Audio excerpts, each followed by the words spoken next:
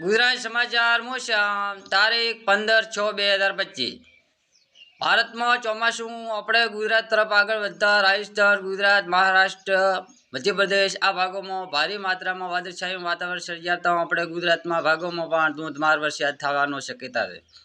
પવનો 40 થી 45 કિલોમીટર પ્રતિ કલાકે પવનની સાથે વરસાદ આજ 24 થી 48 કલાકમાં ઘણા ભાગોમાં ધોધમાર વરસાદની શક્યતાઓ છે। એટલે આવી રહ્યો છે ઉત્તર ગુજરાતમાં પણ ભારે માત્રામાં વરસાદ થવાની શક્યતા છે।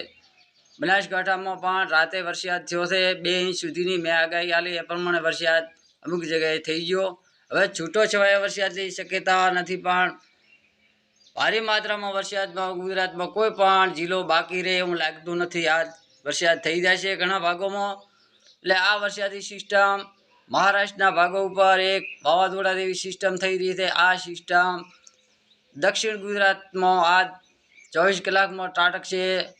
દક્ષિણ ગુજરાતમાંથી ઉત્તર ગુજરાતના ભાગો ઉપર આવશે। આ સિસ્ટમ તારીખ 15 તારીખથી 19 તારીખ સુધી ગુજરાતમાં કોઈ પણ જિલ્લો બાકી નહીં રહે એવો વરસાદ થવાની શક્યતા છે। વરસાદ અમુક ભાગોમાં 7 ઇંચ 8 ઇંચ સુધીનો વરસાદ ખાબકે એવી શક્યતાઓ દેખાઈ રહી છે।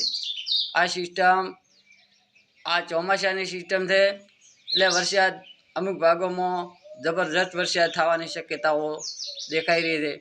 રાજસ્થાનના ભાગોમાં પણ ગાજવીજ સાથે વરસાદ થશે 24 કલાકમાં। મધ્યપ્રદેશમાં વરસાદની સિસ્ટમ પહોંચી ગઈ છે। મહારાષ્ટ્રના ભાગોમાં તો વરસાદ 10 દિવસથી અહીંયા તો 15 દિવસથી વરસાદ ચાલુ છે। ચોમાસું અહીંયા અટકેલું હતું।